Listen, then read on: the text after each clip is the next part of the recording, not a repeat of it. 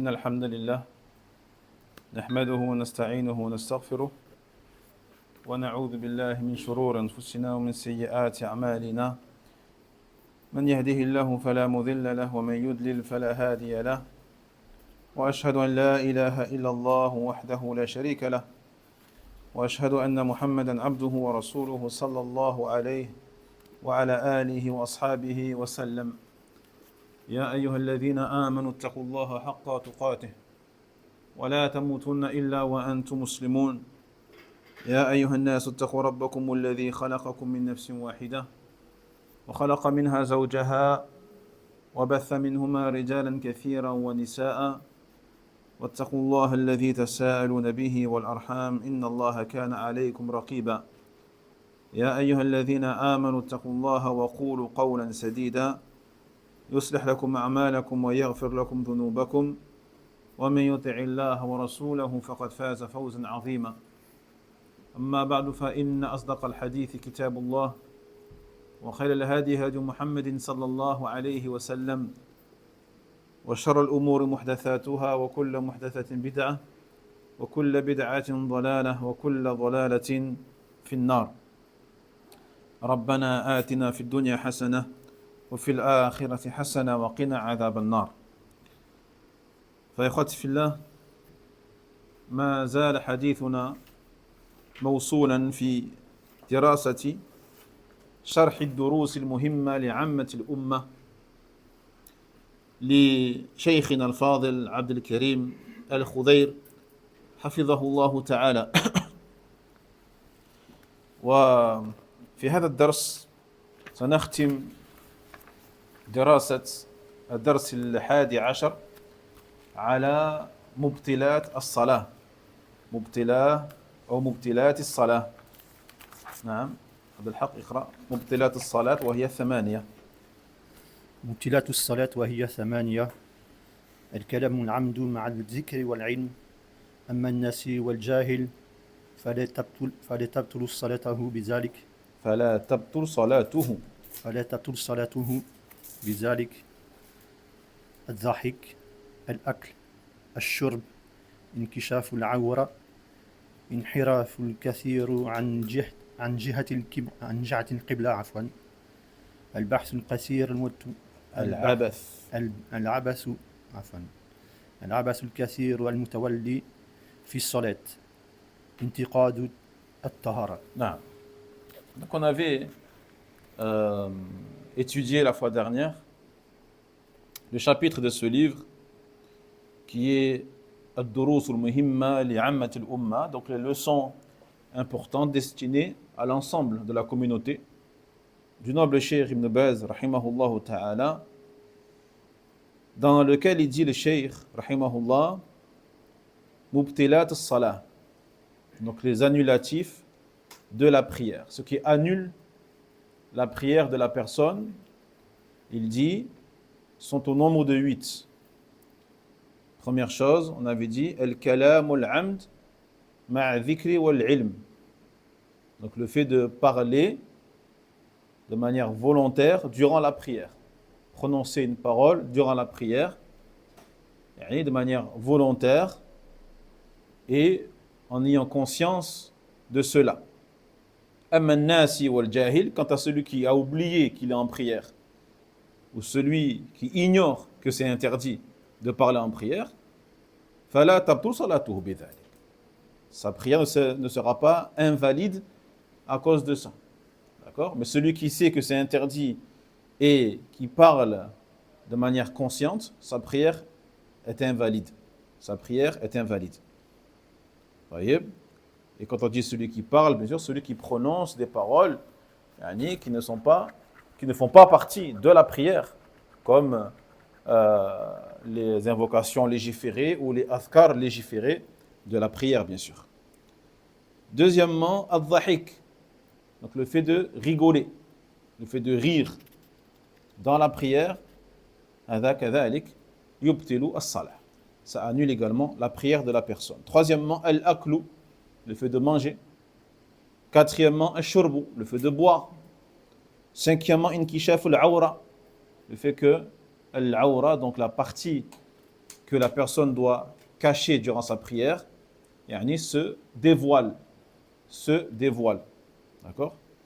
Sixièmement, al-inhiraf al-kathir an jihati al-qibla. Le fait d'être détourné d'une façon totale, ou alors le fait de mettre la qibla à sa droite ou à sa gauche, ou encore pire, derrière, bien sûr, cela annule la prière. Septièmement, al-abath al-kathir al-mutawali fi salah.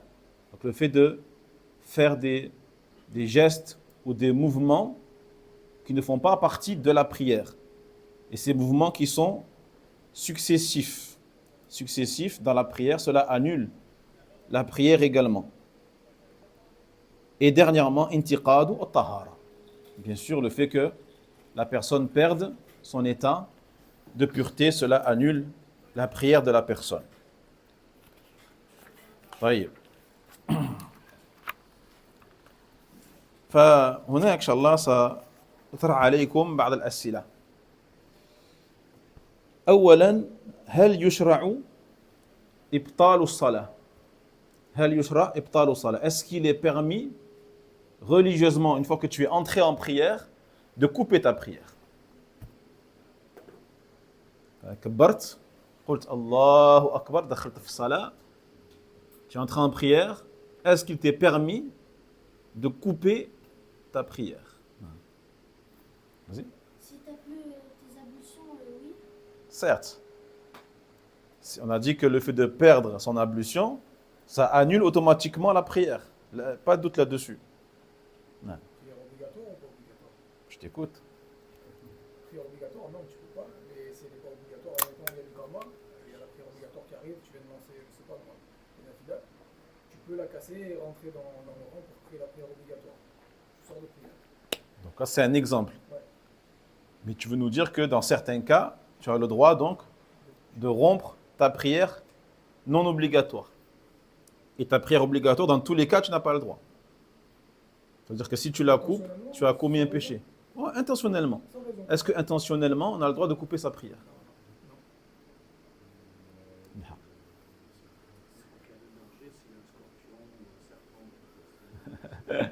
En cas de danger, scorpion, cafard, souris. طيب.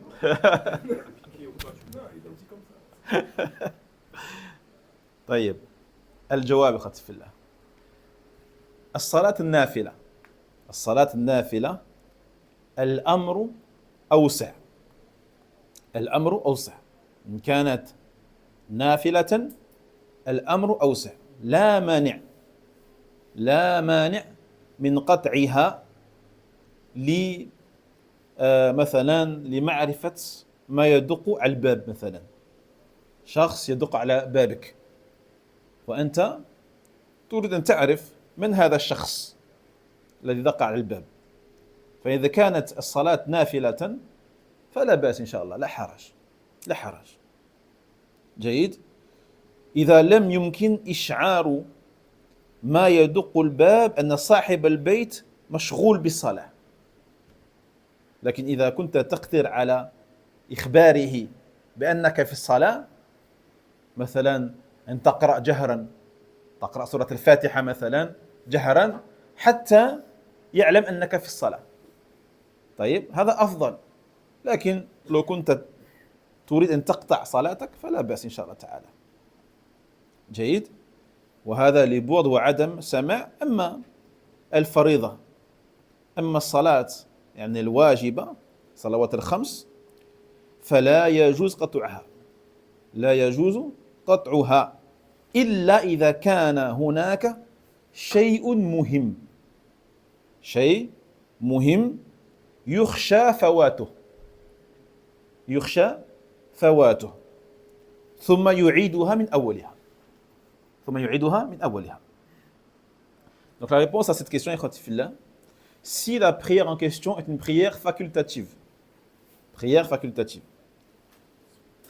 En ce qui la concerne, le jugement est plus vaste, est plus facilité, alhamdoulilah. Est plus facilité que la prière obligatoire. C'est-à-dire qu'il n'y aura aucun mal à couper ta prière facultative, à en sortir, yani, volontairement, jaïd, par exemple, afin de savoir qui a tapé à ta porte. Donc tu es à la maison, tu es en train de prier Salat al-Duha, mathalan, Salat al-Duha, qui est une prière facultative, et quelqu'un frappe à ta porte, ou quelqu'un sonne à ta sonnette. Dans ce cas-là, si tu le désires, tu as le droit de sortir de prière pour aller ouvrir la porte. À la baisse. Mais si tu peux faire autrement et faire comprendre à la personne qui est derrière la porte que tu es en prière et qu'elle patiente un petit peu pour que tu viennes, comme par exemple, qu'est-ce que tu pourrais faire pour qu'elle comprenne? Tu hausses le ton, yani tu à voix haute. Tu peux dire un dhikr à voix haute. Allahu Akbar. Subhan Rabbil A'la à voix haute. Ou Surat al-Fatiha à voix haute. Pour qu'elle comprenne que tu es en prière et qu'elle patiente. Alhamdulillah. Mais si elle est trop loin ou que la porte est trop éloignée et qu'elle est trop épaisse pour que la personne t'entende, dans ce cas-là, il n'y a aucun mal à sortir de prière, Inch'Allah Ta'ala. Et comment tu sors de prière? Est-ce qu'il y a quelque chose de spécial à faire? Un geste particulier, une parole à dire quand tu sors de prière? Niyya takfi. Niyyat qatr kafiya. L'intention de rompre ta prière suffit. Pas comme certains qui, tu les vois des fois, ils font juste le salam. Assalamu alaikum wa rahmatullah. Ils sont debout, alors que le salam, normalement tu le fais assis, après le dernier tashahhud. Ils sont debout et quand ils veulent couper leur prière pour X raison, ils disent Assalamu alaikum. La asla la. Il n'y a pas de fondement sur ça. Tu veux rompre ta prière, comme lorsque tu voudrais rompre, mathalan, tu es en train de faire le wudu, et d'un coup tu rentres en intention de faire le wudu, eh bien tu rentres en intention, c'est tout. Tu changes ta niyya. D'accord? Bien pareil pour la prière. Non. Quant à la prière obligatoire, la base est qu'il n'est pas permis de la couper. Une fois que tu es entré en prière obligatoire, il n'est pas permis de la couper. Sauf s'il y a quelque chose de vraiment important et tu as peur que si tu ne sors pas de prière, cette chose-là, tu vas la manquer. Taïeb, vraiment importante. Dans ce cas-là, si tu crains de manquer cette chose très importante à tes yeux, tu as le droit de rompre ta prière car tu as une excuse et tu n'as pas de péché. Alhamdulillah. Par contre, tu devras la refaire depuis le début. Tu ne pourras pas la reprendre à l'endroit où tu t'es arrêté. Tu devras reprendre depuis le début. D'accord? Donc il y a des situations parfois, urgentes, critiques, qui font que tu dois sortir de prière. Tu dois sortir de prière. Ou même des situations qui perturbent tellement les gens que des fois il faut qu'une personne sorte de prière, qu'elle se sacrifie, entre guillemets, pour les autres, afin que les gens prient en paix. Exemple tout bête, dans la mosquée, quelqu'un a accroché sa veste au fond avec son portable dans la poche. Et le portable commence à sonner. Il est loin le portable. Est-ce qu'on va rester dans toute la prière avec le portable avec la sonnerie? Non. Une personne se sacrifie. En général, c'est celui à qui appartient le portable. Il coupe sa prière. Et on dira peut-être même qu'il est obligé, lui, de couper sa prière. Donc il sort de prière, il coupe son portable et il revient. Il revient, il rentre en prière, mais par contre, il rattrapera le début si l'imam a prié une ou deux raka'at ou plus. C'est bon? Quand tu fais là, donc il y a des situations qui te permettront de sortir de prière. Mais la base, l'aslu, c'est qu'il n'est pas permis de couper sa prière obligatoire sans raison valable. C'est bon? Allez.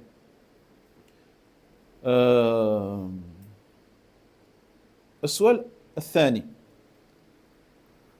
إذا كان ثوب المرأة مثلا عندما تركع أو عندما تسجد قدماها تنكشف قدماها أو بطون قدمها تنكشف هل صلاتها باطلة أم لا. Deuxième question, une femme qui prie pieds nus. Mais lorsqu'elle est debout, sa robe ou son djilbab couvre ses pieds. Donc on ne voit pas ses pieds lorsqu'elle prie debout. Mais lorsqu'elle se prosterne ou lorsqu'elle s'assoit, on voit le dessous de ses pieds. Yani sa robe donc bouge et on voit le dessous de ses pieds. Est-ce que sa prière est valide ou pas? Hein, khouat fillah? Allahu alam, il y a divergence. Masha'Allah. Ça, c'est la réponse de celui qui ne sait pas. Il y a divergence. Attention, il n'y a pas tout le temps divergence. Hein? Il n'y a pas tout le temps divergence. Attention. طيب.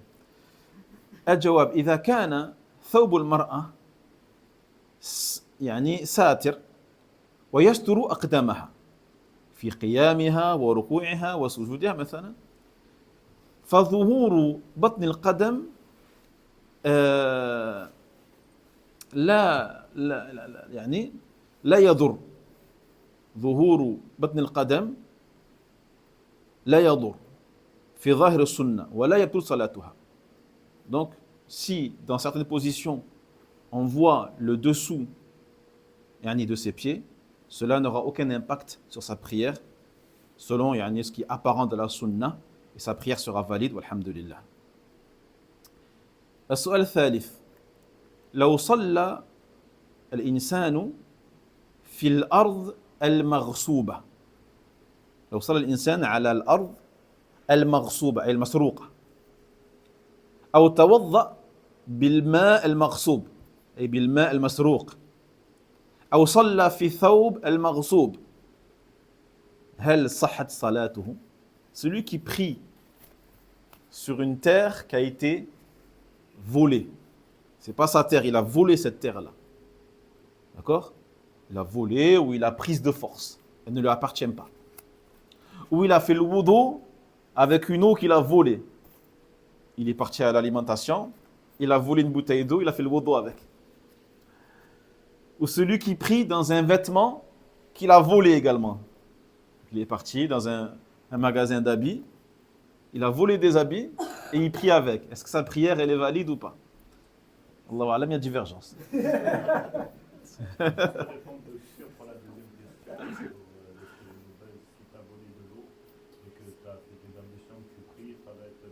باطل نعم.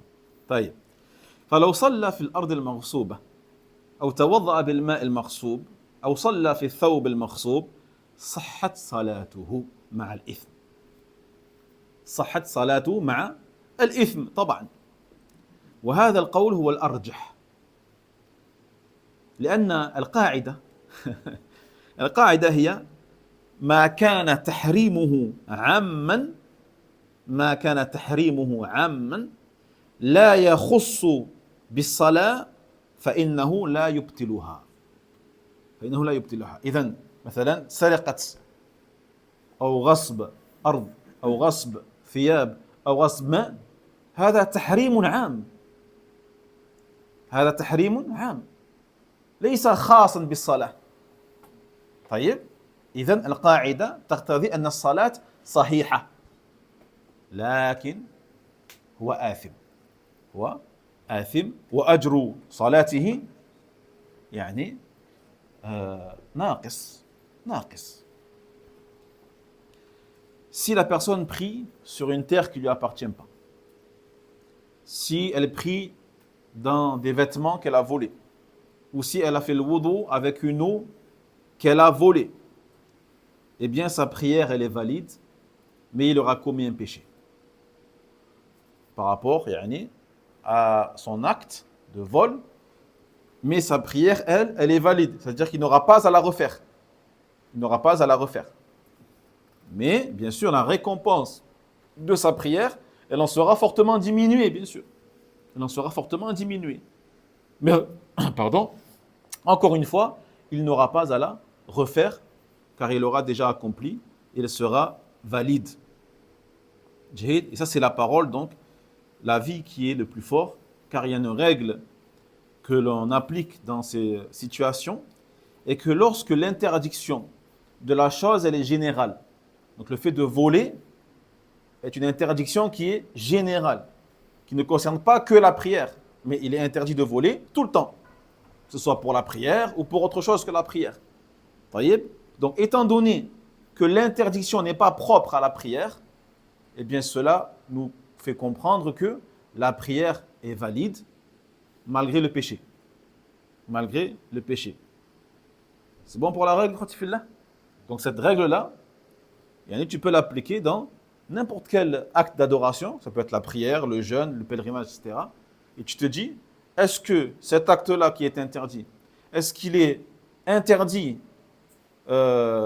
exclusivement pour cet acte-là en question? Est-ce qu'il est interdit que pour le hajj? Donc s'il est interdit que pour le hajj ou que pour la prière, dans ce cas-là, tu pourras dire non. La personne, si elle fait cet interdit-là, qui est exclusif à la prière, sa prière n'est pas valide. Par contre, si la réponse est l'interdit n'est pas propre à la prière, c'est un interdit qui est tout le temps interdit, que ce soit pour la prière ou pour autre chose que la prière, dans ce cas-là, la réponse est que la prière est valide, mais qu'il aura commis un péché par rapport à son acte. C'est clair les frères? Alhamdulillah. طيب. إذا نعس المأموم فأنت المأموم تصلي خلف الإمام ونعست في صلاتك نعست في صلاتك وبقي المأموم في جلوس التشهد الأول حتى ركع الإمام أنت بقيت في الجلوس للتشهد الأول والإمام قام وركع وأنت ما زلت في التشهد إنك نعست طيب فماذا تفعل؟ Donc un ma'moum, c'est quoi un ma'moum? On lève la main, on lève la main. On lève la main, on lève la main. Un ma'moum, akhi? Voilà, celui qui prie derrière un imam. D'accord? On dit qu'il est ma'moum. Il est atteint par une somnolence. Ça peut arriver à n'importe qui. D'accord? Il a mal dormi la nuit, ou alors il a travaillé tard la nuit, il fait chaud, il est fatigué, et il a sommeil. Et il est atteint donc par ce qu'on appelle al-nu'as, la somnolence. Donc la somnolence, ce n'est pas le sommeil. Le nom, c'est autre chose. On a un nom, on a un nu'as et on a un sina. On a un sina, qui est une forme de somnolence au sina. La ta'khudhuhu sinatun wa la nawm. ما الفرق بين السنة والنعاس والنوم? Quelle est la différence entre ces trois choses? Entre le sommeil, la somnolence de al-nu'as et celle de al-sina. Comme je le dis très souvent, la langue arabe, elle est méticuleuse. Elle est précise dans les moindres détails. Et lorsqu'on a une différence dans le mabna, on a une différence dans le ma'na. Lorsque les mots sont différents structurellement, ils auront des sens différents ou des nuances différentes. Mon frère. Le sommeil, c'est quand tu es endormi et que ta conscience est endormie. La somnolence, c'est quand tu es entre deux. Ton corps est endormi, mais ta conscience est éveillée. Et après, le dernier état.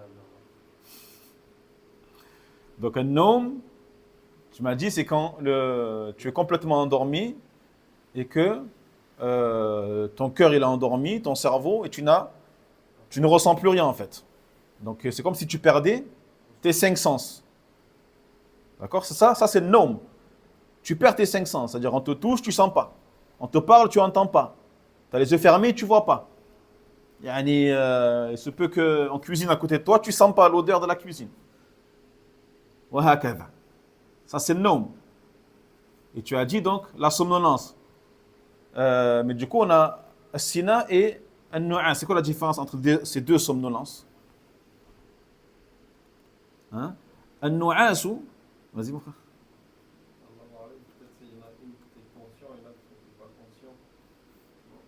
Non, les deux, tu es conscient. Donc An-Nu'as, c'est une somnolence dans laquelle tu as les yeux fermés. C'est tes yeux qui somnolent. Tes yeux sont fermés, mais tu as encore tes sens. Si on t'appelle, tu dis Abdel Karim, tu ouvres les yeux de suite. Ça, c'est nu'as. Et sina, c'est quoi? C'est une somnolence au niveau de la tête. Donc, il se peut que tu aies les yeux ouverts, mais parfois on le voit, les gens, ils ont la tête baissée comme ça. Ils ne dorment pas. Ils sont en train de somnoler. Sina. C'est bon, Khatifillah? Donc, on a une somnolence des yeux, une somnolence de la tête, et après le nom, c'est le sommeil profond. Donc, celui qui somnole durant sa prière, et il est au moment du tashahhud al-awwal, le premier tashahhud. Il somnole, donc il oublie qu'il est en prière, et l'imam, il s'est levé, et il s'est incliné. Et lui, il est encore assis. Il est encore assis. Donc, qu'est-ce qu'il doit faire? Eh bien, dès qu'il s'aperçoit qu'il est en retard, il se lève. Il se lève, il dit Allahu Akbar. Il se lève, d'accord? Il fait... Donc, du coup, il n'a pas le temps de réciter Surat al-Fatiha, il ne la récite pas. Il est excusé par rapport à sa somnolence. Et il dit Allahu Akbar et il s'incline. Et il rattrape l'imam dans son inclinaison. واضح؟ فإن سبقه الإمام يعني يركع ثم يلحق الإمام ويجزئه إذا كان نعاسه خفيفا ما أزال الشعور عند بعض اليقظة أي عنده بعض اليقظة وبعد الانتباه لكن لم ينتبه للتكبير ولم يستغرق في النوم أما إذا كان قد استغرق في النوم فإنه صلاته تبطل يعني يستأنفها من أولها. Et même si l'imam il est plus loin que le ruku', donc il somnole jusqu'à ce que l'imam il est en soujoud, il est en prosternation. Eh bien pareil, c'est pas grave. Il se lève, il dit Allahu Akbar, il s'incline, Sami Allah al-Hamda, Rabbana wa lakal hamd, Allahu Akbar, et il se prosterne et il rattrape l'imam. Et sa prière elle est valide car c'est involontaire, il n'a pas fait exprès. Alhamdulillah. En revanche, s'il tombe dans un sommeil, un homme profond, sa prière s'invalide automatiquement. S'invalide. Si vraiment il dort, il n'entend plus rien, il sent plus rien, il dort, ça y est, sa prière s'invalide. Pourquoi elle s'invalide? Parce que son wudu s'invalide aussi, en même temps. Parce que parmi les annulatifs de l'wudu, c'est quoi? Un nom, le sommeil profond. Donc il devra refaire le wudu et refaire sa prière du début. Pour le premier cas de figure, Sénat, ce qu'il fait à la fin, avant Tisné, le rattrapage de Salat Mars ou pas. S'il est conscient qu'il a raté quelque chose, il est rejoint. Non, il ne fait pas. Il fait pas. Il rejoint juste l'imam, c'est tout. Alhamdulillah. L'imam tahammal nu'asa. Et l'imam, c'est lui qui va prendre en charge sa somnolence. Alhamdulillah, il n'y a aucun problème. السؤال الآتي إن شاء الله تعالى إذا تعمد المأموم إطالة السجود إذا تعمد المأموم إطالة السجود حتى فاته القيام بطلت صلاته Écoutez bien, si le ma'moum a volontairement resté en prosternation, alors qu'il a entendu son imam dire Allahu Akbar, d'accord? Il a entendu son imam dire Allahu Akbar, qui s'est levé et qui a récité Surat al-Fatiha, qui a récité ce qu'il a récité, et qui a dit Allahu Akbar et s'est incliné. Et lui, il est encore en prosternation, par terre. Sa prière, elle est invalide. Elle est invalide, parce qu'il a fait volontairement, il est resté volontairement en soujoud, jusqu'à ce que l'imam l'ait dépassé d'un pilier. Donc si c'est volontaire, sa prière n'est pas valide, parce qu'il n'aura pas respecté une des obligations de la prière qui est al-mutaba'a, le suivi de l'imam. Le suivi de l'imam. من كبر مع الإمام من كبر أي من قال الله أكبر مع تكبير الإمام أو مع تكبيرة الإحرام للإمام أي يوافق المأموم إمامه في التكبير فهذا يؤمر بالإعادة يؤمر بإعادة تكبيرة الإحرام والواجب أن يكبر بعد الإمام الواجب أن يكبر بعد الإمام Celui qui dit Allahu Akbar pour le takbirat al-ihram en même temps que l'imam. Celui qui le dit avant l'imam, il n'y a pas de doute, sa prière n'est pas valide. Son entrée en prière n'est pas valide. Il devra refaire le takbirat al-ihram après l'imam. Mais celui qui le dit en même temps que l'imam, c'est-à-dire que l'imam n'a pas encore terminé de dire Allahu Akbar, qu'il a déjà commencé à dire Allahu Akbar. Il a synchronisé son takbir avec celui de l'imam. Son takbir d'entrée en prière n'est pas valide. Elle n'est pas valide. Il doit attendre que l'imam finisse de dire Allahu Akbar. Il doit attendre la fin de son takbir avant d'entrer en prière. D'accord? Donc faites attention à cela. Et celui qui fait donc le takbir en même temps que l'imam, on lui dira, tu dois refaire ton takbir. Donc juste après, il le refait. Une fois que l'imam a terminé, il le refera son takbir al-ihram d'entrée en prière. C'est bon? Je crois qu'il a demandé si la salat est acceptée ou pas. Pour ça, j'ai demandé. Salatu batila. Son entrée en prière, dukhulu fi salat batil, habit. طيب إذا قام المسبوق قبل أن سلم إمامه التسليمة الثانية فقد ترك أمرا مفترضا وهو الجلوس حتى يسلم إمامه والذي ينبغي أن يعيد الصلاة خروجا من الخلاف واحتياطا لدينه لأنه لما قام بطلت صلاته لأنه قام قبل أن يتم الإمام الصلاة. Et dernière question, Al-Masbouq. C'est qui Al-Masbouq? Celui qu'on appelle Al-Masbouq, c'est qui? Oui, mais ici dans le jargon conventionnel concernant la prière, c'est qui? L'imam Al-Masbouq. Celui qui précède l'imam.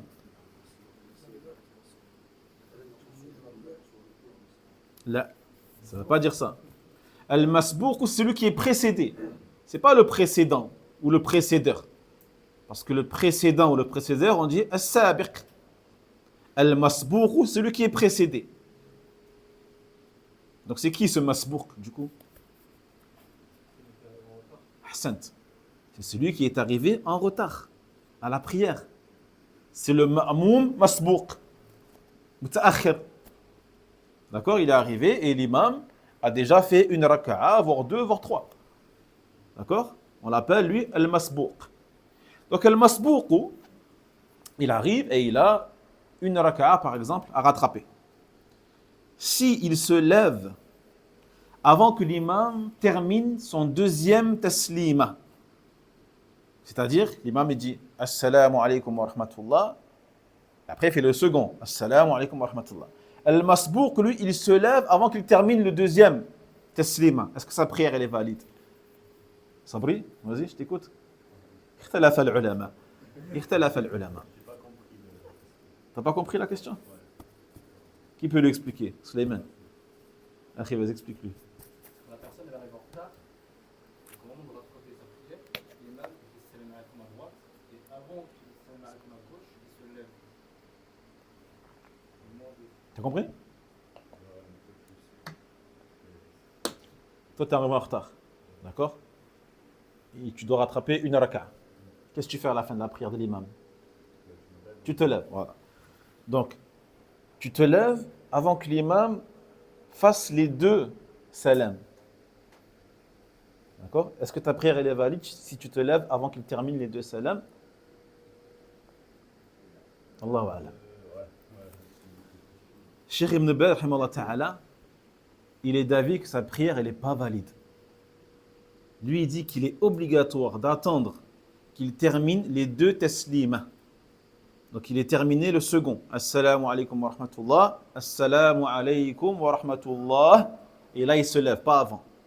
Parce que s'il se lève avant, il dit qu'il se lèvera alors que l'imam est encore en prière. Il n'est pas encore sorti de prière. Et tu es censé attendre qu'il sorte de prière pour te lever. Wadih? Jaïd, il dit, pour lui, c'est l'avis qui est le plus fort, afin de sortir de la divergence. Car parfois, ce qu'il est demandé également aux musulmans, c'est de sortir de la divergence. C'est-à-dire de prendre l'avis à propos duquel il n'y a pas de doute. Aucun savant ne va contredire le fait que celui qui se lève après le 2e taslim, sa prière n'est pas bonne. Tous ils vont dire, oui, lui, il a bien fait, alhamdoulilah, sa prière elle est bonne. En revanche, ils ont divergé sur celui qui se lève avant. Donc, sors de la divergence et va vers ce qui est sûr. Alhamdulillah. Et c'est mieux pour ta religion. Alhamdulillah. Parce que il y a des savants qui disent que celui qui se lève avant la fin du 2e taslima, sa prière elle n'est pas valide. Sa prière n'est pas valide. S'il vous plaît, il y a dans certaines mosquées, j'ai observé qu'il n'y a qu'un salam. Je ne sais pas si vous l'avez déjà observé. Mais... Oui, notamment dans certains pays aussi. Tu es marocain? Ils font ça au Maroc, non? Pas toutes les mosquées. Oui. Les mosquées, mais la plupart des mosquées, je pense qu'ils font ça. طيب هذا وارد في السنة لكن كان النبي صلى الله عليه وسلم يسلم تسليمة واحدة أحيانا لكن في الغالب كان يسلم تسليمتين cela a été rapporté dans certains hadiths mais dans la plupart des cas le prophète il faisait 2 taslima donc le faire tout le temps هذا لم يرد l'imam qui fait tout le temps un seul taslima ça n'existe pas dans la sunna. Ça n'existe pas. De temps en temps, tu peux. Jahid, comme l'a également rapporté l'imam Al-Albani, rahimahullah ta'ala. Mais donc, s'il fait un seul taslim, d'accord, dans ce cas-là, tu attends qu'il finisse son taslim, tu n'as pas le choix, et tu te lèves. Mais s'il en fait 2, par précaution, attends la fin du 2e. Par précaution, alhamdulillah. Tu vas perdre 2 secondes de ta vie. Alhamdulillah. Mais tu auras gagné le fait que ta prière, Inch'Allah, elle sort de la divergence. طيب الحمد لله c'est clair les frères فننتقل إلى الدرس 12 شروط الوضوء اقرأ بالحق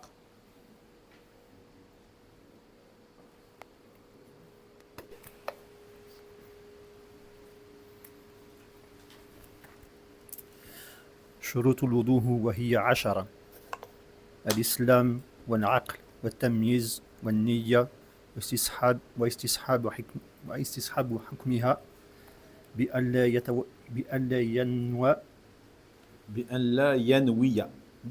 لا ينوي قطعها حتى تتم طهارة وانقطاع موجب الوضوء عفوا واستنجاء واستجمار قبله وطهورية ماء وإباحته وإزالة ما يمنع وصوله إلى البشر ودخول ودخول وقت الصلاة في حق من حدثه دائما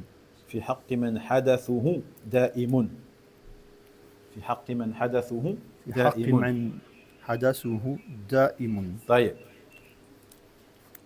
Donc on passe à un nouveau chapitre ou une nouvelle leçon plutôt, la 12e, concernant les conditions de al-wudu, les conditions de l'ablution. Donc il dit l'auteur ici, rahimahullah ta'ala, les conditions de l'ablution sont au nombre de 10. Il y a 10 conditions.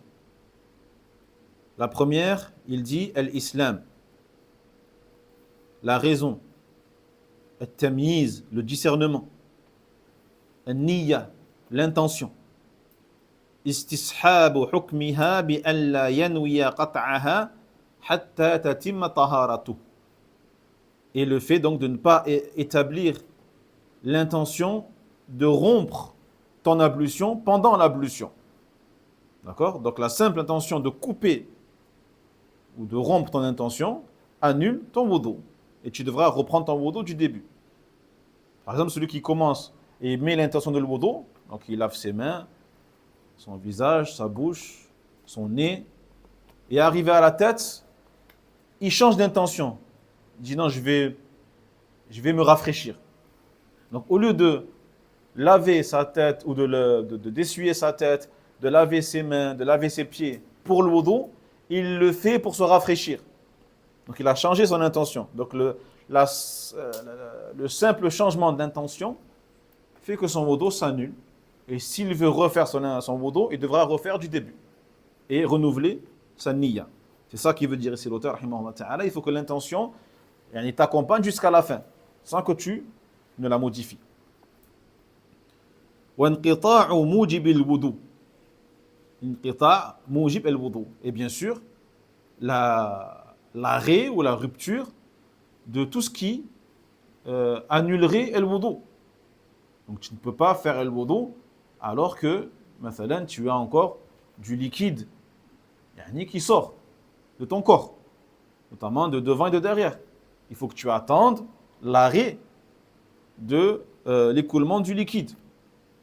Tu ne peux pas faire le wudu alors que tu es en train d'avoir un gaz. Tu dois attendre l'arrêt du gaz pour pouvoir faire le wudu. هذا هو انقطاع موجب الوضوء. واستنجاء أو استجمار قبله. Et également, le fait de d'ôter les impuretés qu'il a sur ces deux parties, devant et derrière. D'accord? Donc, celui qui fait le wudu avant d'avoir nettoyé ces parties, son wudu n'est pas valide. Car il doit au préalable nettoyer ses parties, devant et derrière, enlever les impuretés qu'il a sur lui, avant de commencer le wudu. وطهورية ماء وإباحته. Et il dit également, le fait que l'eau doit être purifiante. L'eau doit être purifiante. D'accord? Donc si c'est une eau qui est souillée, qui est impure, il ne pourra pas faire le wudu avec. S'il fait le wudu avec une eau qui est impure, son wudu n'est pas valide. وإباحته. Il faut que l'eau soit licite. En somme, qu'elle t'appartienne. Donc on voit ici que Cheikh Ibn Baz, il est d'avis que si l'eau elle a été volée, elle ne t'appartient pas, ton wudu n'est pas valide. Mais on a vu la règle que si l'interdiction n'est pas exclusive à le wudu, donc le fait de voler de l'eau, ce n'est pas interdit que pour le wudu, c'est interdit tout le temps. طيب. نعم. وإزالة ما يمنع وصوله إلى البشرة. Et également le fait d'ôter tout ce qui pourrait empêcher l'eau d'atteindre ta peau, de toucher ta peau. D'accord? Comme certaines crèmes qui sont épaisses, ou le vernis, etc. pour les femmes. Donc ces choses-là empêchent l'eau d'atteindre la peau.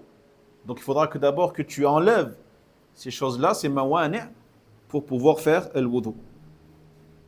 وَدُخُولُ وَقْتِ الصَّلَاةِ فِي حَقِّ مَنْ حَدَثُهُ دَائِمٌ. Et également, le fait d'attendre l'entrée de l'heure de la prière. Pour qui? Pour celui qui est incontinent. La personne incontinente. Qui ne peut pas retenir son urine ou ses gaz. Ou comme la femme qui est atteinte de métrorragie. Donc la femme qui a constamment des pertes de sang. Mustahada. Donc ces gens-là qui sont incontinents, une des conditions de validité de leur ablution est qu'ils doivent attendre l'entrée de l'heure de la prière. S'ils font le wudu avant l'heure de la prière, l'entrée de l'heure de la prière, leur wudu n'est pas valide car il va s'annuler automatiquement à l'heure de la prière. Donc il faut qu'ils attendent l'entrée de l'heure. À ce moment-là, ils pourront faire le wudu et prier. Walhamdulillah. C'est bon, on va détailler, Inch'Allah. فالصلاة هي الركن الثاني من أركان الإسلام ولها شروط تقدم ذكرها منها الطهارة من الحدث الأكبر والأصغر لقوله عليه الصلاة والسلام لا يقبل الله صلاة من أحدث حتى يتوضأ والوضوء المقصود منه رفع الحدث الأصغر رفع الحدث الأصغر وأما رفع الحدث الأكبر فيكون بالغسل Donc, Khatifillah, vous savez tous que la prière est le deuxième pilier de l'islam. Et c'est le pilier qui vient juste après Shahadatain, les deux témoignages de foi. Jaïd. Et on a vu également que la prière, elle a des conditions qu'il faut respecter. Et parmi ces conditions-là, le fait de se purifier, le fait d'enlever son état d'impureté. Que ce soit son état d'impureté majeur ou mineur. Majeur ou mineur. C'est une des conditions de la prière. Celui qui entre en prière et qui n'a pas respecté cette condition-là, sa prière ne pourra pas être acceptée. Et c'est là en vertu de la parole du prophète Mohammed sallallahu alayhi wa sallam qui a dit Allah n'accepte pas la prière de celui qui a eu un hadith, qui est tombé dans un état d'impureté jusqu'à ce qu'il fasse al-wudu. Yarhamakallah. Donc, ce qui est voulu ici par al-wudu, l'ablution, c'est le fait d'enlever son état d'impureté mineur. Le fait d'enlever son état d'impureté mineur. Parce que le fait d'enlever l'état d'impureté majeure, c'est quoi? C'est pas le wudu, c'est le ghusl. C'est le ghusl. C'est le lavage. Le lavage complet. Le ghusl. D'accord? Et entre parenthèses, il n'y a pas de wudu asghar et wudu akbar. Ça n'existe pas, ça. Il y a le wudu et il y a le ghusl, c'est tout. D'accord? Beaucoup même des du'at francophones, qu'Allah les guide et nous guide, ils vont traduire par les petites ablutions et le ghusl par les grandes ablutions. Là, il n'y a qu'une seule ablution. C'est le wudu. Le ghusl, c'est pas le wudu. Le ghusl, c'est le lavage. Certains vont même traduire le tayammum par quoi? Le tayammum par l'ablution sèche. L'ablution sèche. Il y a le wudu, الوضوء الجافي الوضوء الجافي المتجج نعم هذا لا ما يوجد في عبارات الشريعة à aucun moment le prophète Mohammed sallallahu alayhi wa sallam ou les sahaba ou même les ulama ont parlé d'ablution sèche. Ils parlent de tayammum que l'on connaît, le fait d'essuyer après avoir taper ses mains dans de la terre ou une pierre ou tout ce qui sort de terre. Jaïd. Donc on a ces trois vocabulaires, ces trois termes-là qu'on n'a pas le droit de changer ou d'inventer ou de modifier. D'accord? Donc on va dire soit al-wudu, l'ablution, soit on va dire al-ghusl, le lavage complet, rituel, ou soit on va dire al-tayammum. Al-tayammum. On le garde comme tel, Inch'Allah. Mais l'ablution sèche, هذا لا يوجد. ما في ablution sèche. نعم. وفي هذا الدرس تكلم الشيخ رحمه الله تعالى عن شروط رفع الحدث الأصغر وهو الوضوء وهي 10 وبيانها فيما يلي. Donc durant cette leçon, le Cheikh rahimahullah ta'ala va parler donc des conditions de ce wudu qui est, on le rappelle, le fait d'enlever son état d'impureté. Comment? Mineur. J'ai rien dit. Et les conditions de l'wudu sont au nombre de 10. Al-awwal, al-islam. نعم. فلو توضأ كافر. لو توضأ الكافر. أن الكافر لا يؤمن بالله تبارك وتعالى ولا يؤمن بالرسول صلى الله عليه وسلم. فلو يغسل يديه ويغسل وجهه ويتمضمض ويستنشق ويستنثر ويمسح رأسه ويمسح أذنيه ويغسل يديه إلى المرافق، هل وضوءه صحيح؟ ما في الصحيح، ما بصحيح. لأنه ليس بمسلم لابد أن يكون مسلما حتى ينوي الطهارة وتطهر بهذا الماء.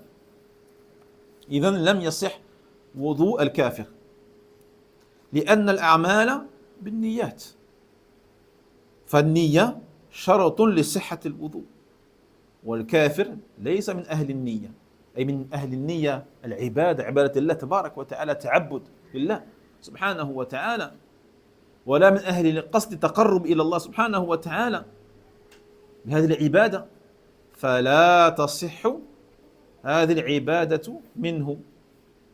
قال سبحانه وتعالى: فمن يكفر بالإيمان فقد حبط عمله وهو في الآخرة من الخاسرين. Donc la première condition, l'islam. Donc si un non-musulman fait le wudu, si un non-musulman, il vient, tu le vois, il lave ses mains 3 fois, il lave sa bouche, son nez, il lave son visage, il lave ses bras jusqu'au coude, etc.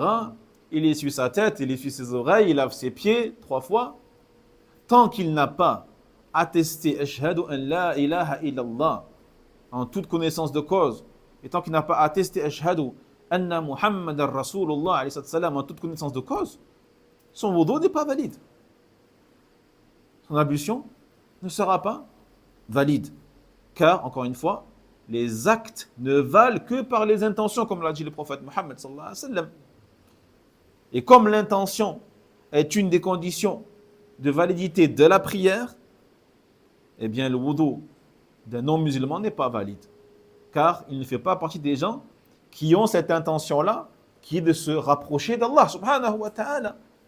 Pour avoir l'intention de se rapprocher d'Allah, pour avoir l'intention d'adorer Allah subhanahu wa ta'ala, il faut déjà croire en Allah. Il faut croire au prophète Mohammed sallallahu alayhi wa sallam. Et ainsi de suite. Jaïd.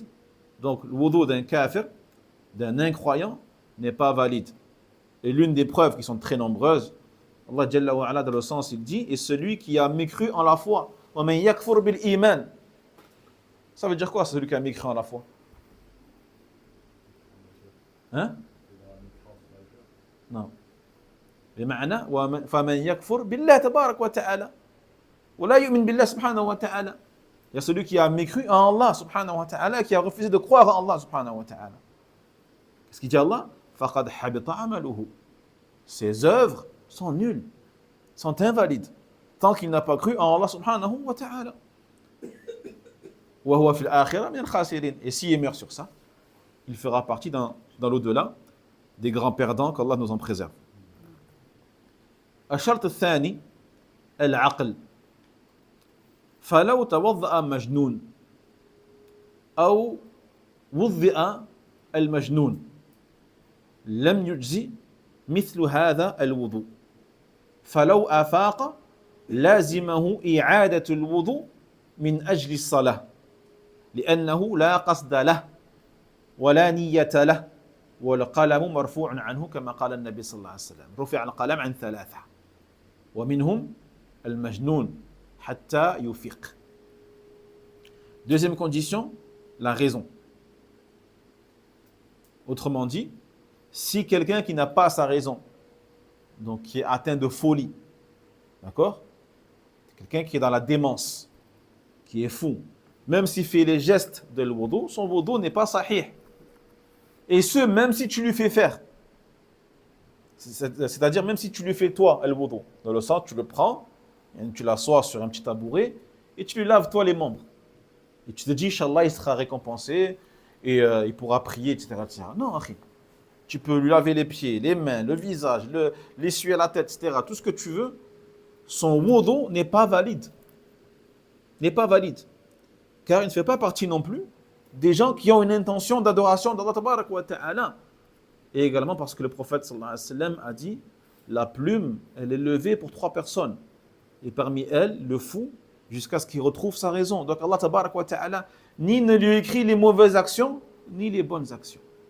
Ni les mauvaises, ni les bonnes. Jaïd. Walhamdulillah. Par contre, si Allah tabarak wa ta'ala fait qu'il retrouve sa raison, d'accord, donc admettons, il fait le wudu. Et avant que... Donc il n'a pas sa raison. Il arrive à l'essuyage de la tête. Il arrive à l'essuyage de la tête. Et à ce moment-là, il retrouve sa raison. Il retrouve sa raison à ce moment-là. Est-ce qu'on va lui dire, mais allez, je termine ton ablution, alhamdoulilah. Ou est-ce qu'on va lui dire, recommence du début. Reprends du début. Parce que ton début n'est pas accepté, parce que tu n'avais pas encore ta raison. Tu l'as retrouvé après. Donc reprends du début et tu termines.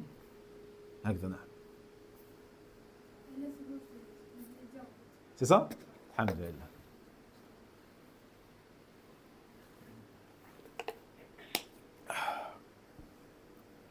الثالث اخواتي في الله التمييز وذلك بأن يكمل 7 سنوات أن يكمل الطفل 7 سنوات حتى يطالب بالصلاة التي من أجلها يطلب رفع الحدث فالذي لا يميز لا يصح منه وضوءه كما أنها لا تصح صلاته الذي لم يميز بعد لا تصح صلاته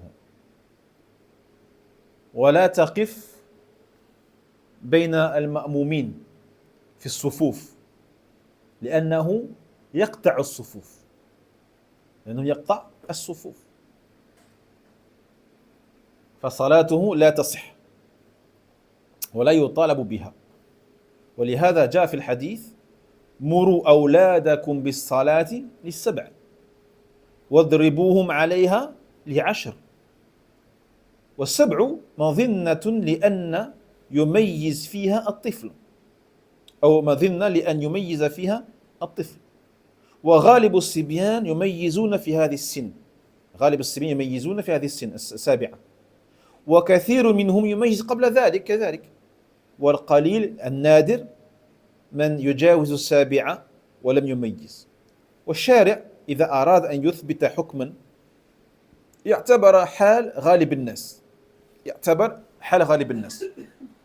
لأن الحكم للغالب والغالب أنهم يميزون على 7 فلو ميز الصبي قبل 7 لم يطالب بالصلاة لو ميز الصبي قبل 7 حتى هو لم يطالب بالصلاة فلا تأمره بالصلاة حتى يبلغ 7 لأن الحكم للغالب ولم يؤمر بها لكن يبدأ بتعليمه إياها لكن الحمد لله ينبغي أن تبدأ بتعليمه تعلم كيف يتوضأ وكيف يصلي جيد لأنه يفهم فلا بأس أن تعلمه فينبغي لوليه أن يبادر بتعليمه ولو لم يكمل 7 Troisième condition, le discernement, tamyiz. Jahid. Donc, le tamyiz, c'est un âge spécifique. Et selon l'avis le plus répandu, c'est lorsque l'enfant atteint ses 7 ans. Lorsque l'enfant atteint ses 7 ans, dans ce cas-là, tu lui ordonneras de faire la prière. Tu devras lui enseigner comment faire le wudu, comment prier, et quand c'est l'heure de la prière, tu lui dis Salli. D'accord? Et forcément, si tu lui dis de prier, tu devras lui dire également de faire al-wudu. Quant à celui qui n'a pas encore atteint l'âge donc discernement, eh bien son wudu ne sera pas valide. Donc c'est pas la peine que tu lui dises fais le wudu. D'accord? C'est pas la peine que tu lui dises fais le wudu. Comme il n'est pas la peine que tu lui dises prie. Taïeb. Donc, les enfants avant l'âge de 7 ans, tu ne leur dis pas de prier. Et encore moins, tu les amènes à la mosquée et tu les mets au milieu des fidèles. Parce qu'ils coupent les rangs. Ils ne font pas partie des gens dont la prière est acceptée. Donc, si tu veux les amener qui sont sages, tu peux. Alhamdoulilah, qui ne dérangent pas les fidèles, c'est pas grave. Mais ne les mets pas au milieu des rangs. Soit tu les mets devant toi, et ils ne bougent pas, ils restent devant toi, ou tu les mets au bout des soufouf, à droite ou à gauche, mais pas au milieu des rangs. Taïb. Et c'est là car il dit le prophète Mohammed sallallahu alayhi wa sallam, ordonnez à vos enfants de prier à 7 ans. Ça veut dire qu'avant les 7 ans, tu ne dis pas à ton enfant salli. Le prophète, il a dit 7 ans. Et il a dit, punissez-les, corrigez-les à l'âge de 10 ans. C'est-à-dire que quand tu lui dis, prie, il ne veut pas prier, eh bien, tu as le droit de le punir. Ça ne veut pas dire, tu as le droit de le maltraiter ou de violenter. Tu ne le violentes pas, tu ne le maltraites pas, d'accord? Tu ne l'humilies pas, physiquement, etc., etc., mais tu peux le punir. Alhamdulillah. Donc, pourquoi 7 ans? Parce que 7 ans, c'est l'âge où, en général, les enfants atteignent cet état de discernement, tamyiz. Ils comprennent les choses. Ils comprennent les questions. Ils savent comment répondre.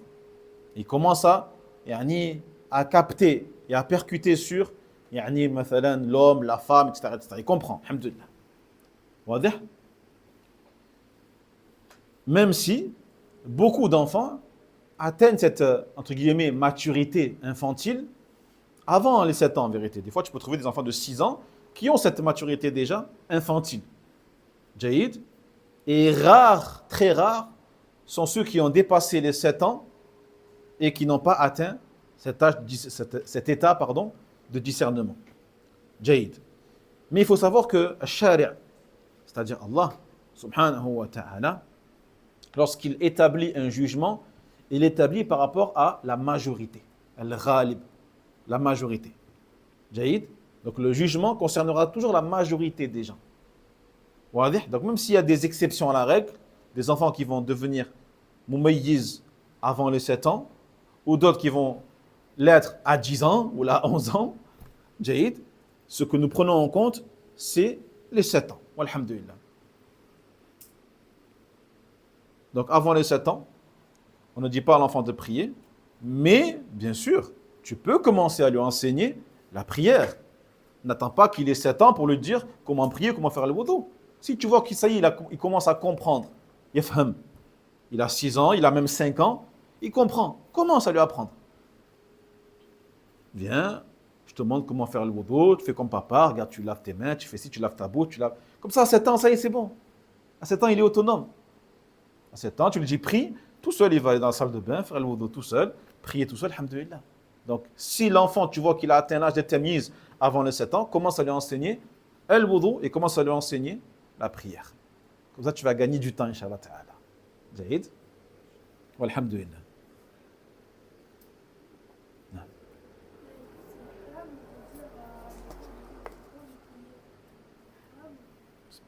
Ben, c'est contraire à la sunna.